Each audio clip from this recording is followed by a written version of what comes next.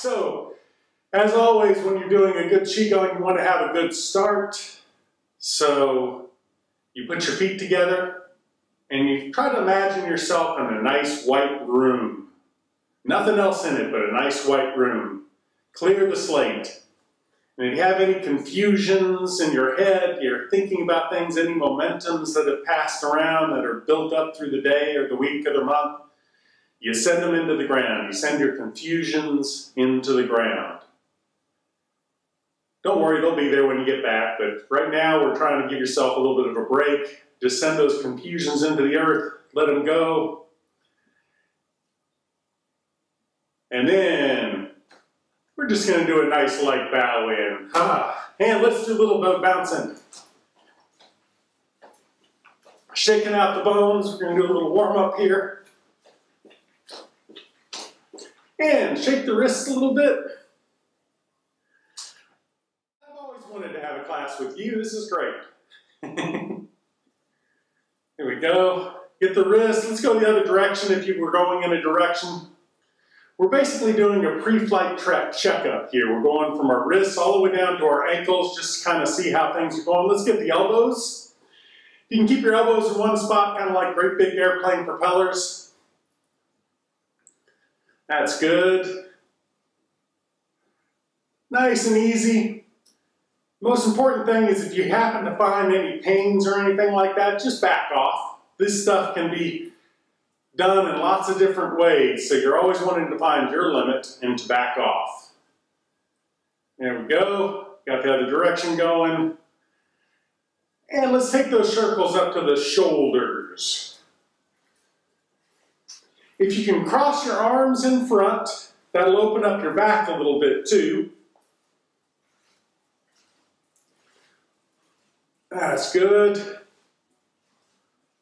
And let's go the other direction. Whatever direction you are going, go the other direction.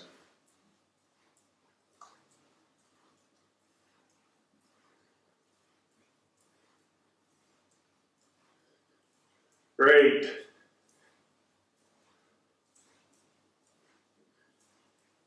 All right, and let's step out this way. And then the arm closest to me, you're just going to like you're throwing a softball. That's good. Throwing that ball underhanded. Good. All right, and let's do the other side.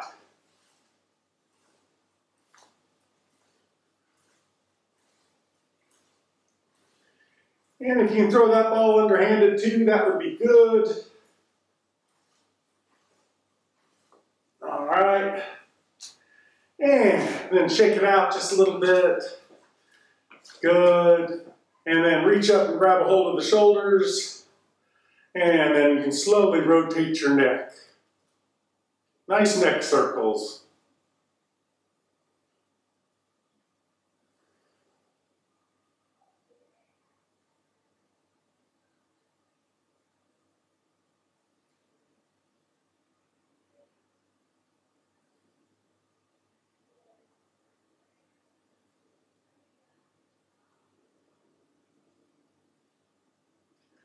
And then other direction.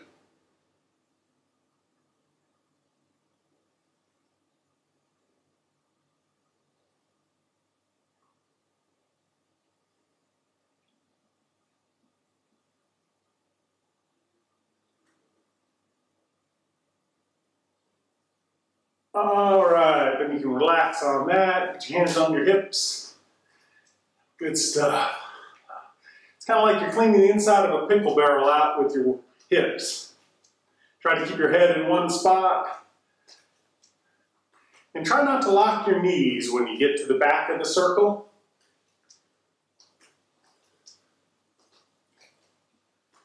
Good.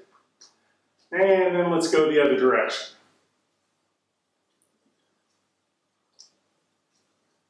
That's it. All right.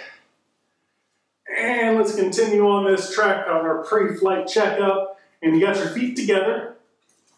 And then you're just doing small circles. You don't want to put any weight on your hands. But if your knees are giving you any trouble, you might want to rub them a little bit just to generate a little bit of heat.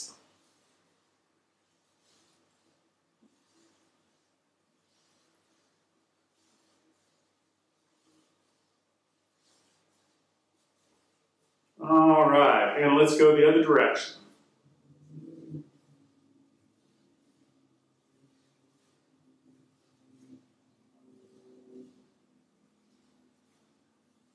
Very good. All right, let's move it all the way down to the ankles. Shaking those ankles out a little bit. You can put your toe back and shake them, your heel down and shake them.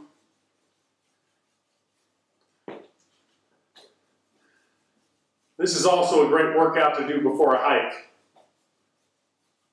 Holly and I have been hiking probably about, 15 to 20 miles every weekend, so there's been a lot of stretching needed. Good, and other side.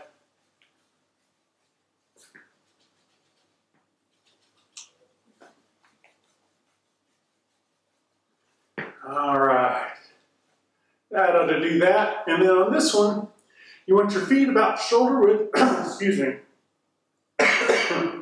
shoulder width and parallel. You're going to turn to one side with your toe up. This leg isn't locked. You got your arms up and you let yourself down. Some things to pay attention to is I have my knee pointed in like this. You can see my knee's pointed right towards my toe as it bends. You don't want it out to the side like this or buckled in like this. Just want it pointed toward your toes. So, and then you let yourself down and you can let that leg, the forward leg, get a nice stretch on that hamstring, but keep that, your weight on your back foot and your toes up.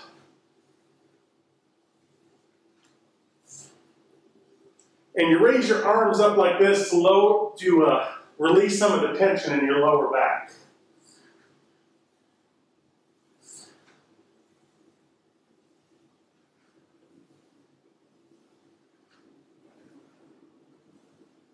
Let's do one more to each side. And then you can shake it out. Good. All right. Now we're going to do the big three. The first of the big three is counter swing. So you raise both arms up. This will be where you come back to each time. And you just let one arm fall in the front of you and one arm fall to the back of you. And then back up. And then you switch sides. And you can twist your waist slightly. You want to imagine that you're buried up to your waist in sand so that your lower half of your body is really not part of the activity. It's just to get your spine more relaxed. And you don't want to crank down on it.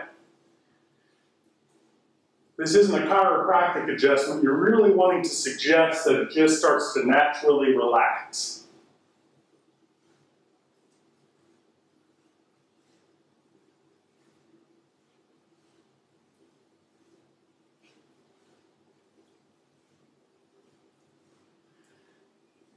And then the second of the big three, we're going to do some rise and drop.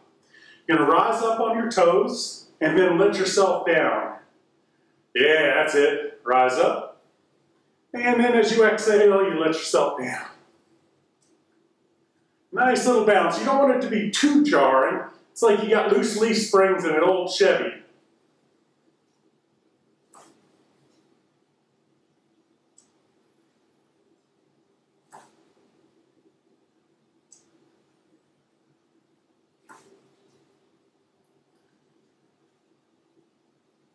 This works all sorts of meridians in the bottoms of your feet and legs. Starts to balance some stuff out pretty good all on its own.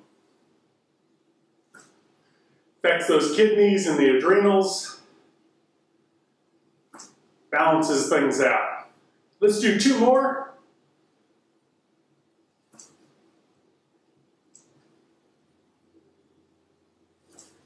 And then trembling horse is the third of the big three. You inhale, do nothing. Exhale, send the band of vibrations from your fingertips to your shoulders. And then down through the central core of your body, through your legs, to your feet, and you see it going to roots, deep into the ground. Inhale, do nothing. Exhale, send that band vibration. As an avid watcher of nature, I'm sure you have seen as well just about every animal in the animal kingdom that does this exercise.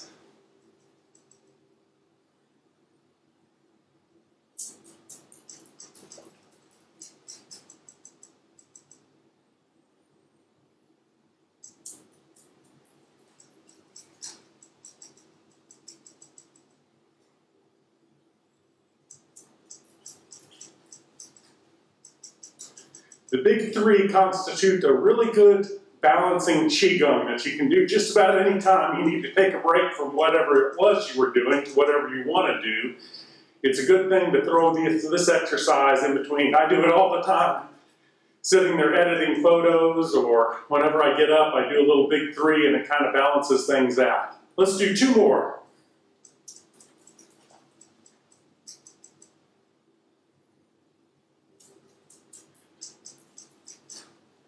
And then some one stationary. It's like you're stroking a big old beard. You raise your hands up and then you bring them down with your palms towards your body, and then they go and they seek the ground.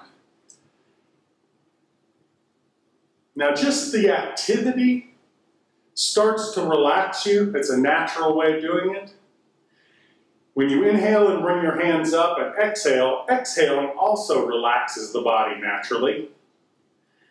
And then if you want to enhance that relaxation even a little bit more, you start putting a smile. You generate a smile on your face, and you feel that smile go from your face or the center of your head or the back of your head, and you send that smile down through your body, suggesting to yourself that everything that smile touches, it starts to relax.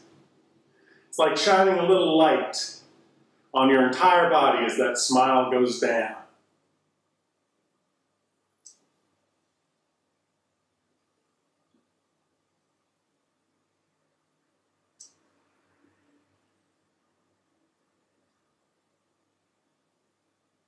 That's good. Let's do a couple more. Send in those smiles down, make them good ones.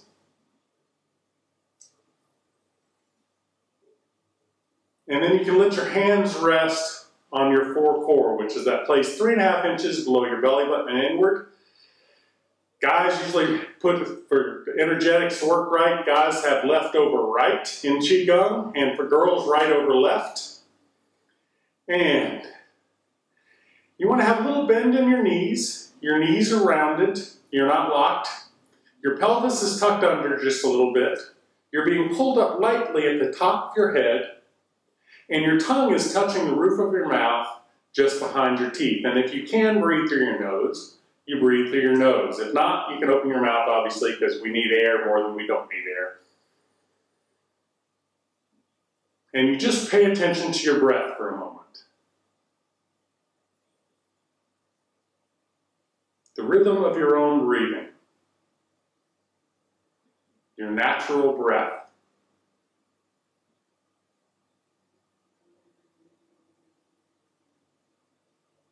And we're going to put a couple images on top of this breathing. It's called mechanics of breath. I'd like you to imagine a balloon 3.5 inches below your belly button and inward. And as you inhale, the balloon expands. And as you exhale, the balloon collapses. Notice I didn't say contract. You don't want to squeeze it closed. You just want the air to gently go out of it. Inhale and exhale, and you're watching that balloon expand and collapse as you inhale and exhale.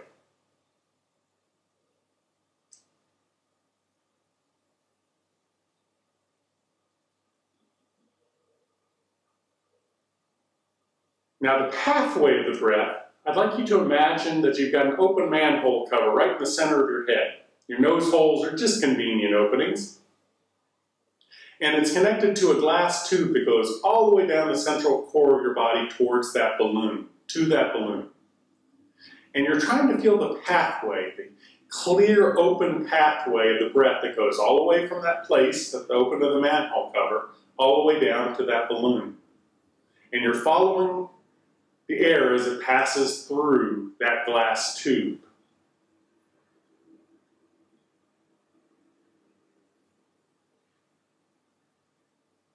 Does the air really go down there? No, it doesn't go down there, but by playing this game, it starts to reorganize the way your body does the task, and it starts to relax your lower abdomen and everything else in between. All those diaphragms, I think you got like, what, 6 or 7 diaphragms? And just by playing the game, your body starts to do the task differently.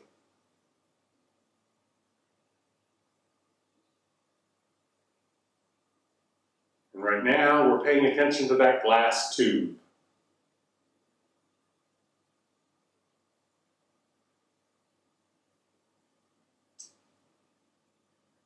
The third and final image that we're going to put on top of your natural breath is that the air is alive around you, filled with silver and gold threads and their own intelligence. And they're kind of breathing you. That's what you're playing. That's the game you're playing. They choose to go right down that glass tube, the entire length of it, fill up the balloon. And when there's no more room, they go right back out the entire length of that glass tube and out of that open manhole cover, out into the world around you.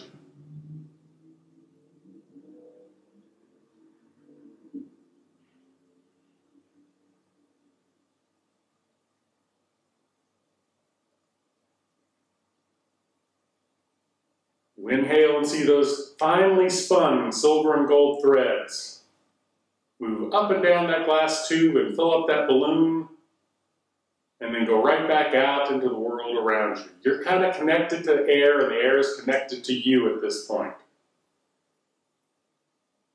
That is an actual fact. Breathing goes in and connects you to the world around you.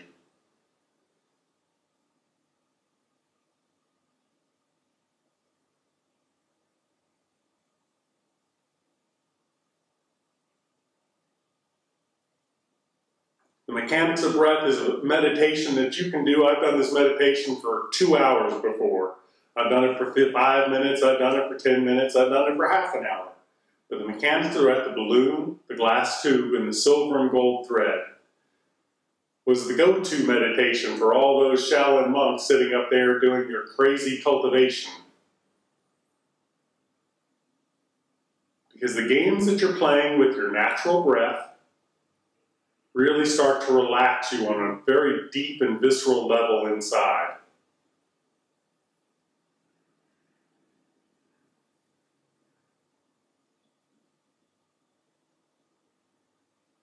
And then you can let all those images fade into the background. And shake it out just a little bit.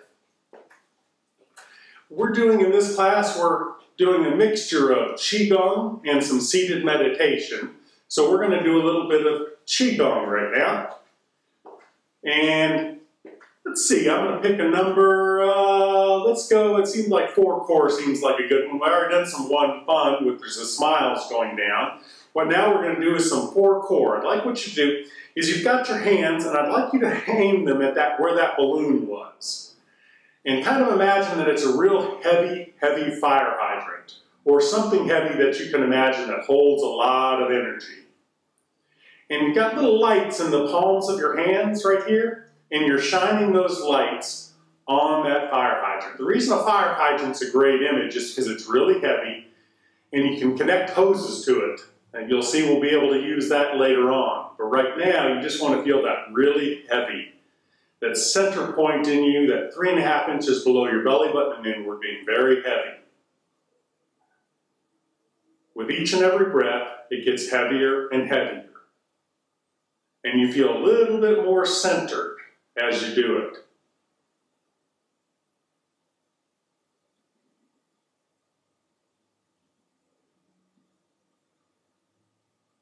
With each and every breath, you're allowing that place 3.5 inches below your belly button and inward to be heavier and heavier. Sometimes it helps to paint the fire hydrant. I just painted mine yellow. I'm not sure why mine became yellow today, but apparently I'm thinking about the earth a little bit more right now. And feeling that heavy fire hydrant sinking with each and every breath. Now the motion for this is, you're going to turn your hands so the backs of your hands are facing each other. And it's kind of like you're opening a curtain that you have to move really slow to feel. And you open it as you inhale, and as you exhale, you close it.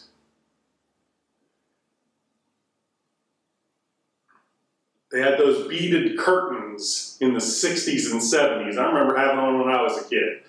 And it's kind of like you're opening that beaded curtain and you're getting a chance to see that fire hydrant. And as you close it, those beads just close all together again. And you're trying to feel for it as well. You're using all the great senses in your hands and arms to see if you can't feel where that is deep inside of you. And you're helping to open and close it.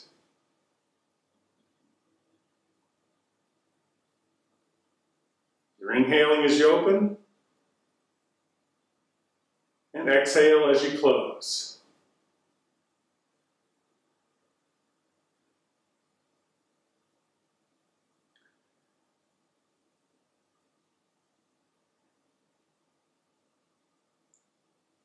For core stuff, this is for core stuff, is basically about centering Qi. It's about coalescing all your thoughts and energies and everything around a central point.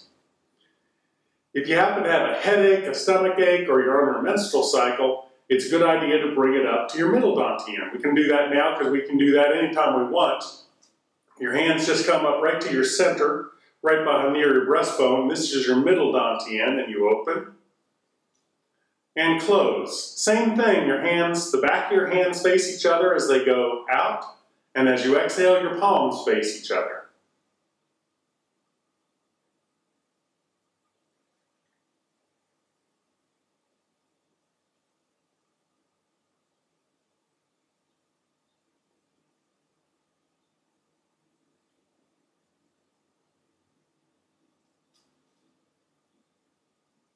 And you're still trying to get a chance to feel those invisible threads of Qi that move around your body, that you're opening and closing. That place just behind your breastbone, maybe an inch or two behind your breastbone. And it's feeling heavy as well. A nice centered feeling here, and you're opening and closing it. And we can come up to our upper dantian, or upper forecore, which is right in between your eyebrows. There's space. And it's just about an inch inward as well, and you're opening and closing that. Inhale as your hands come apart. Exhale as they go together.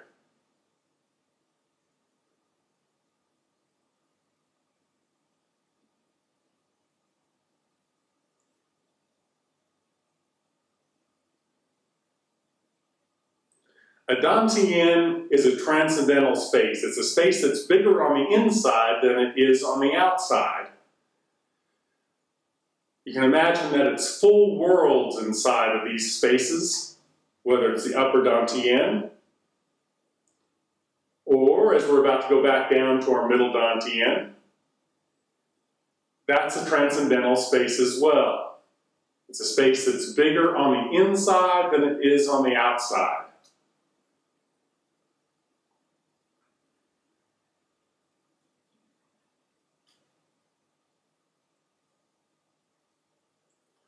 I have different places I like to go for each of those dantians. I'll imagine I'm in a different place when I'm doing those.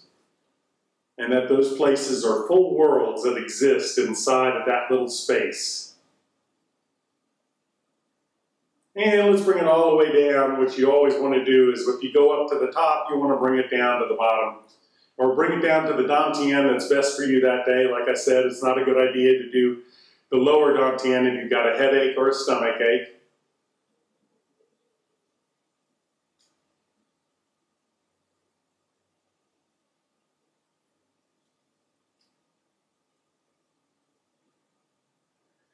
And let's get a little bit of Qi flowing.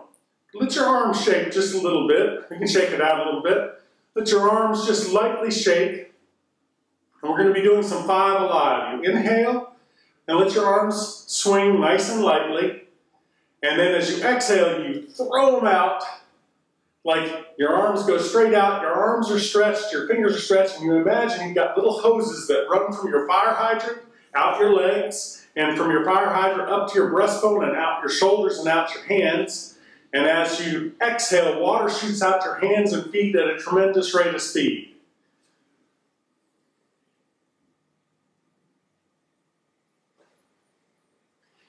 Five Alive is about outflowing Qi. There's no shortage of Qi in the world, but we can get all chokied up. And so having Qi flowing is always a good thing. You want to have Qi flowing outward so you can get stuff that flows inward. You don't have a good outflow of Qi, you don't have a good inflow of Qi. When an unimpeded flow of Qi running through your body, and Five Alive is one of the ways to get that Qi moving out your hands and feet.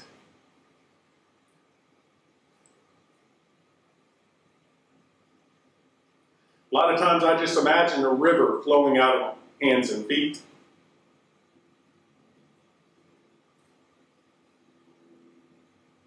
Now just this activity alone starts an outflowing of Qi. But if you can plug in the image of water shooting out your hands and feet, it really starts to get more of that happening. Your body seems to cooperate. The image is specifically designed so that Qi starts moving out your hands and feet.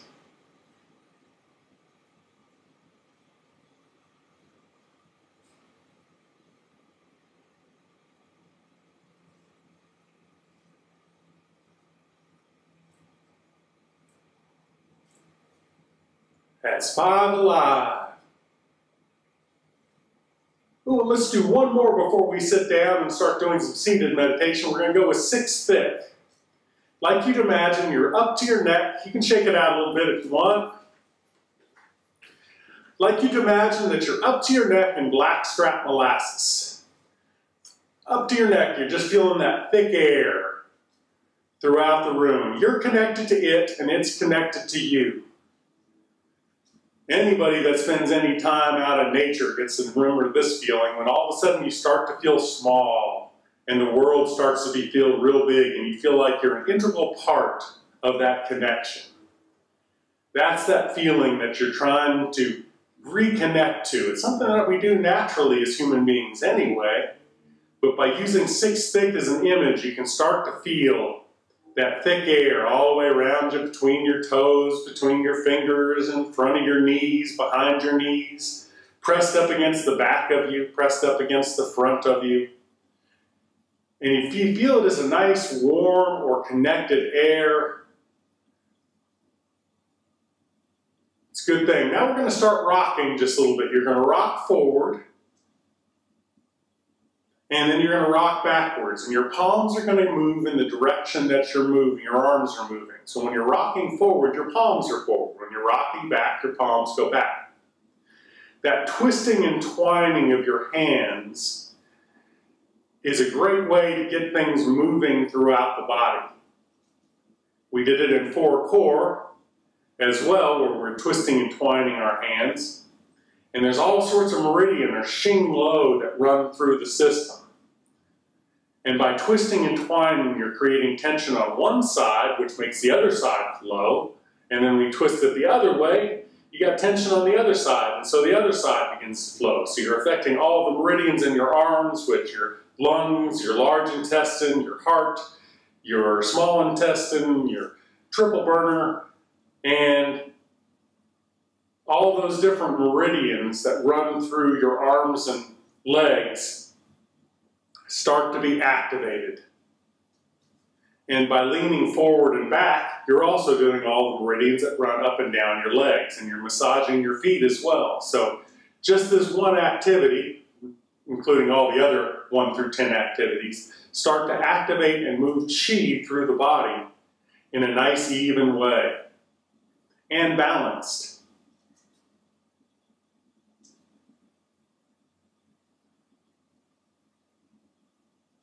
Exhale as you go forward. Inhale as you come back. Though you can do it both ways. You can also do it with, the other way is not going to make you blow up or anything.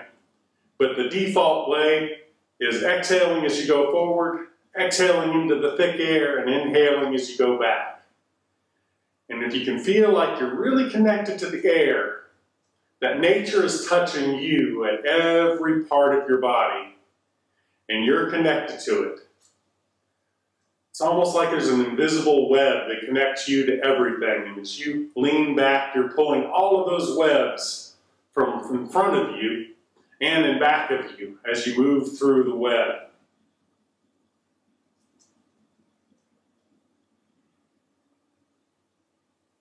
And let's do one more. Forward, and then back. And let's do a few one fun stationaries to get that relaxation going again. We got the chi moving in our body. We're nice and centered and relaxing again, sending those smiles down. This also activates all the meridians running down the front and back of your body. You got the central vessel, you got the governing vessel, the conceptual vessel meridians. You're moving things up and over your head and back down again. You're also affecting the stomach and the spleen and the kidneys and the liver and the gallbladder and all sorts of those that run up and down through your body, not just your arms and legs.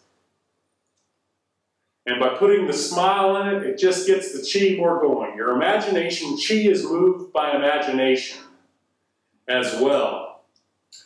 So by imagining those smiles going down the front, the center, and back of your body, you start to balance and activate the chi running through your body at a higher level.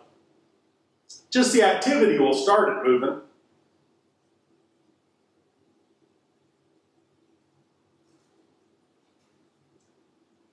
And let's get one more. And then we can shake it out just a little bit.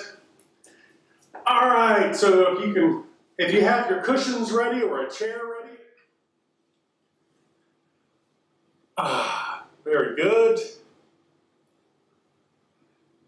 All right, so let's find our meditative seat. It's Gautama's birthday today, the Buddha's birthday today, so we're going to jump into a little bit of Buddhist meditation today. But in all meditations, a meditative seat is a really good idea. It's kind of like riding a horse. If you ride a horse like this, the horse is not going to like it at all, and it's not going to be very good. You want to pay attention and get your good meditative seat going. And how you can start doing that is by doing a good circle. We're going to find our center point here. So you do a nice big circle.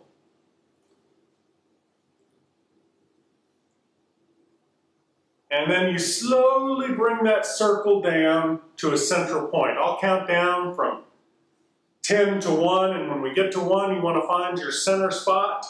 10, 9, 8, the circle should be getting smaller. 7, 6, 5, 4, 3, getting really small now, 2, 1, and you should be in your center. Then you can twist the head and neck. So you're going to twist the head, inhale, and exhale, and look to the left or the right.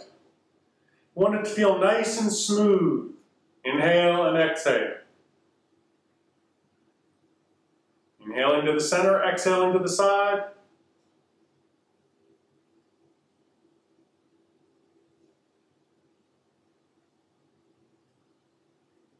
Inhale to the center, exhale to the side. And then we can twist our waist. Inhale to the center, exhale to the side.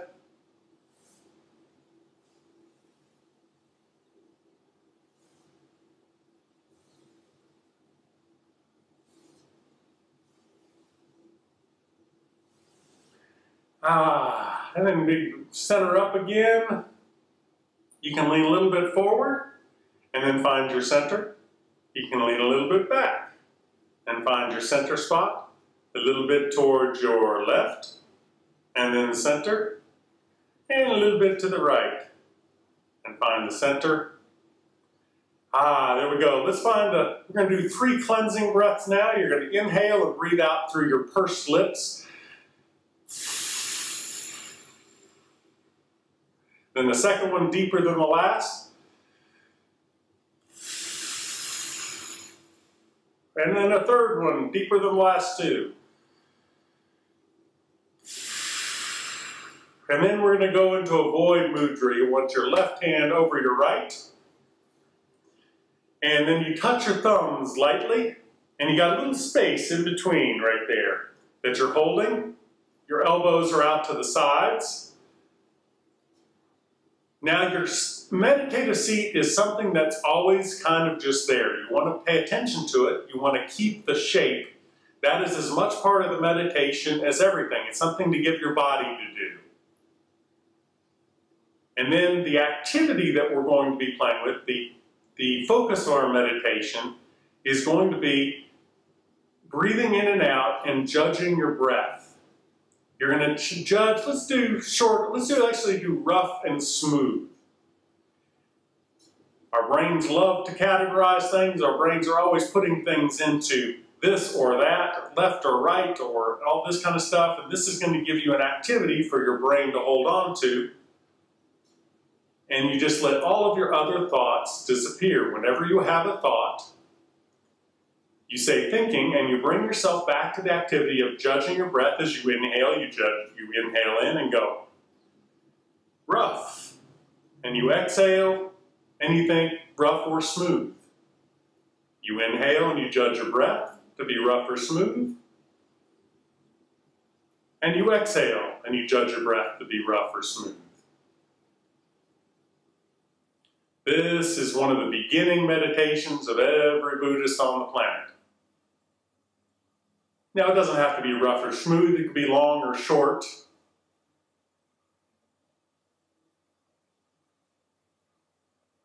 And if you can breathe through your nose with your tongue touching the roof of your mouth just behind your teeth, that would be great. And anything besides holding your posture, you want to let your tensions go.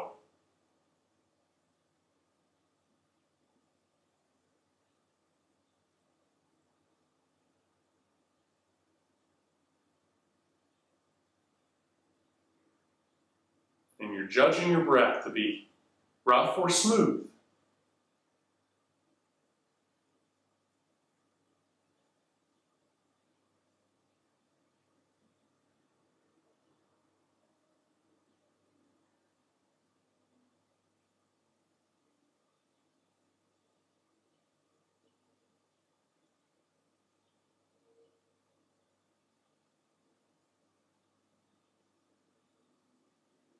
Anytime you have a thought, anything at all besides rough or smooth, you notice that you're having the thought, and you say thinking, and you bring yourself back to the activity of judging your breath, rough or smooth.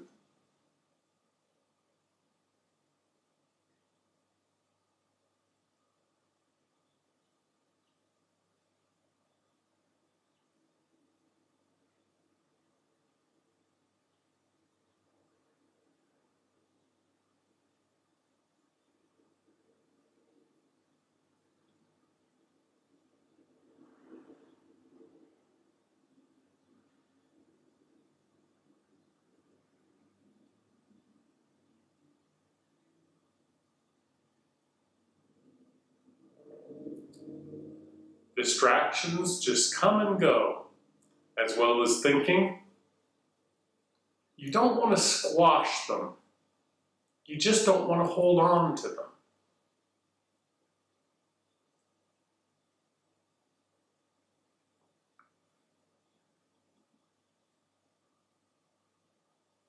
When you do find that you've held on to a thought, you just bring yourself back to the activity of judging your breath to be rough or smooth.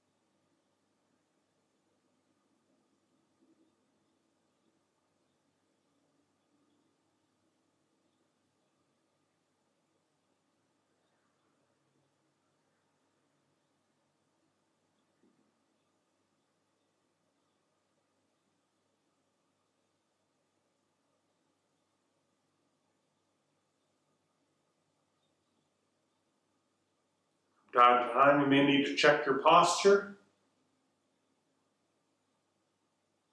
And then bring yourself back to the activity of judging your breath, rough or smooth.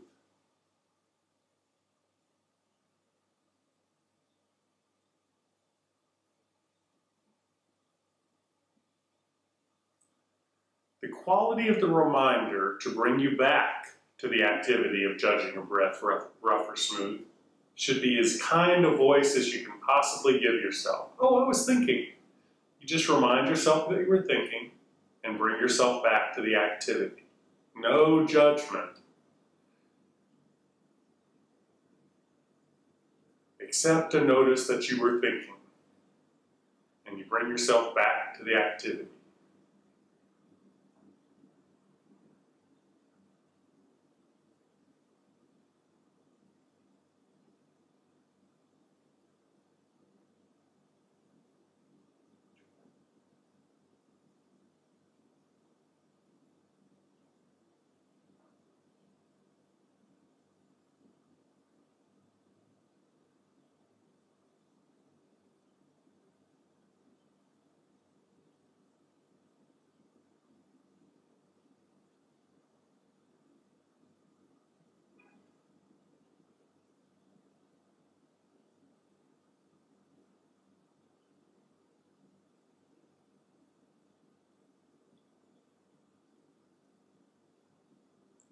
When you happen to notice if your posture is starting to slump, that is a distraction too. You raise yourself up at the top of your head, you feel your posture back in, and then you get back to the act of judging your breath, rough or smooth.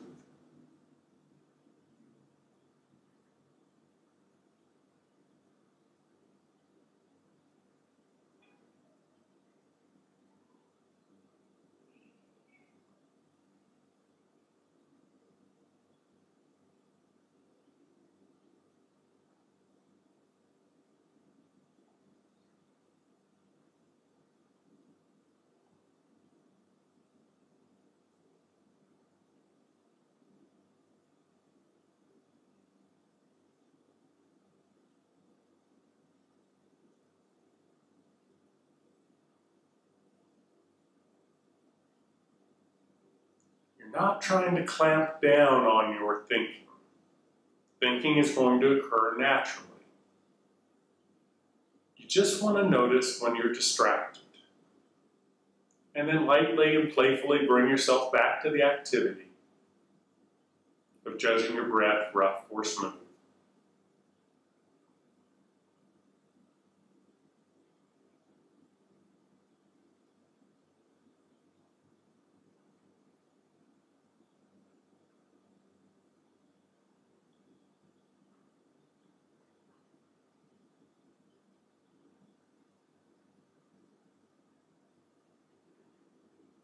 Keeping a nice light smile on your face, keep you relaxed.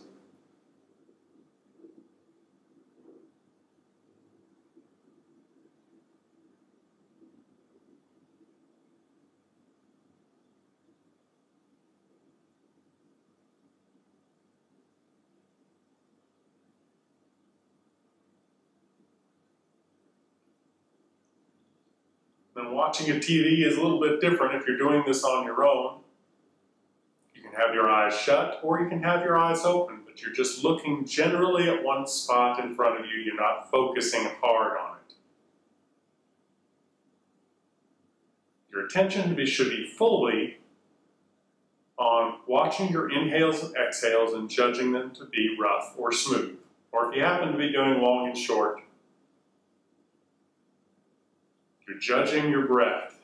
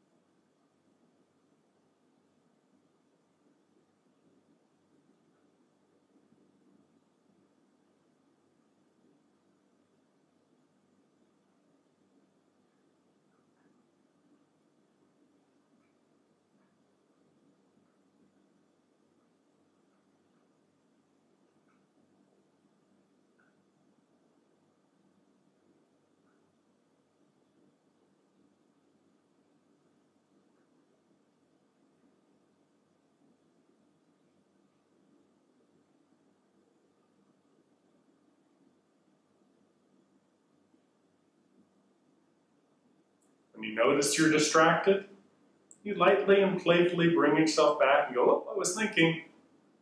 And you bring yourself back to the activity of judging your breath to be rough or smooth.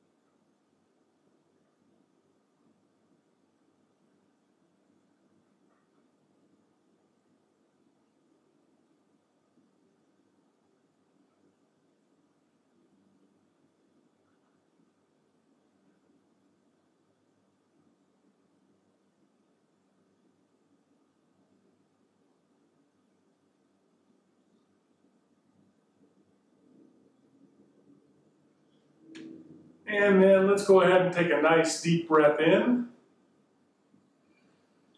And the same breath out through your nose. And then another breath deeper than the last one. And then let it out. And then a third breath deeper than the last one. And as you let it out, you can let your hands break away. And we can twist our necks just lightly.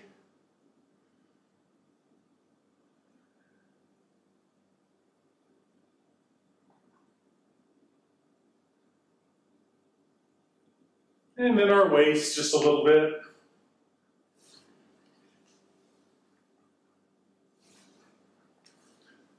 And then you can shake it out just a little bit. Shake those legs out. Now remember, you can do this meditation for 5 minutes. You can do it for 20 minutes. You can do it for 2 hours. I know I've sat in this particular meditation for 3.5, 4 hours before. But the time isn't really the thing that's important. The thing is that if you establish a daily practice of just paying attention to your breathing or paying attention to a singular spot, so you have an opportunity to see the thoughts go through and not hold on to them. And then when you hold on to them, bringing yourself back to the activity, that is the heart of the meditation, learning when you're distracted and bringing yourself back. It's like, oh, there's a distraction, bring it back. Sometimes you go on a long train ride, sometimes you go on a short train ride. Over a period of time, over a lot of practice with this, you start to get better at noticing when you're breathing and having a fuller attention to the breath, being able to harness your power of attention so that the act of breathing becomes this very large activity. It gets much deeper. It starts expanding exponentially, and you start to see it creep into all sorts of areas of your life, like going on a walk in the woods becomes a more magical affair.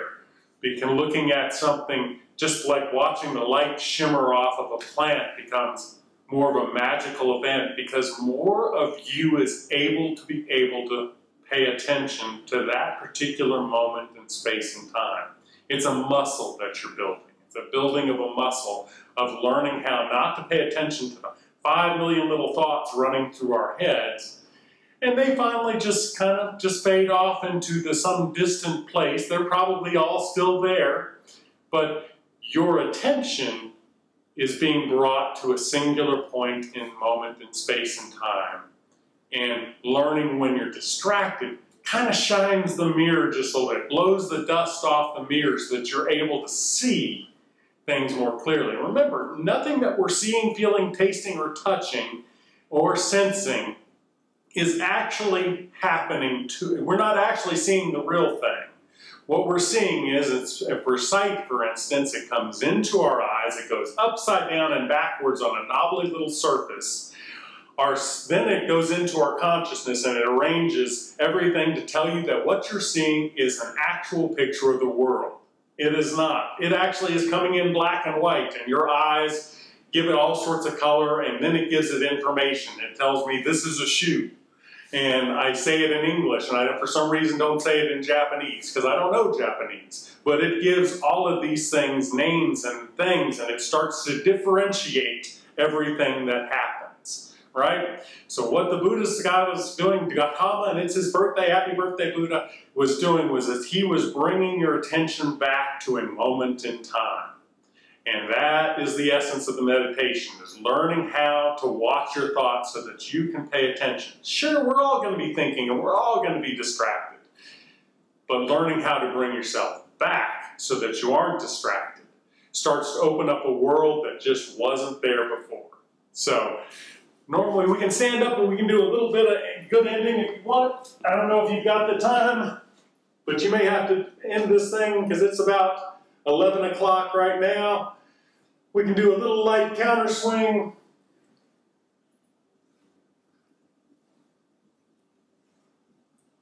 Nice light counter swing. And then let's do a couple rise and drops. Inhale, exhale. Inhale, exhale. Let's do one more.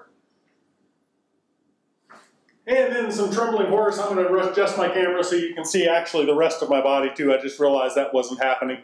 And then into trembling horse. You inhale, do nothing. Exhale, send that band of vibrations from your fingertips all the way down through your body. We're going to do two more really good ones.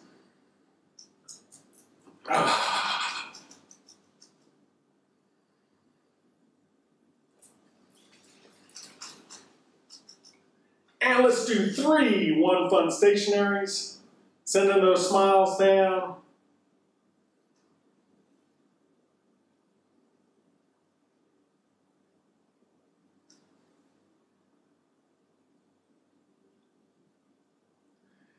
And then take a little wider stance. Reach out and grab a hold of a great big old tree. Your hands are just lower than your shoulders, and your elbows are lower than your hands. And you're looking at that space right in between your fingers.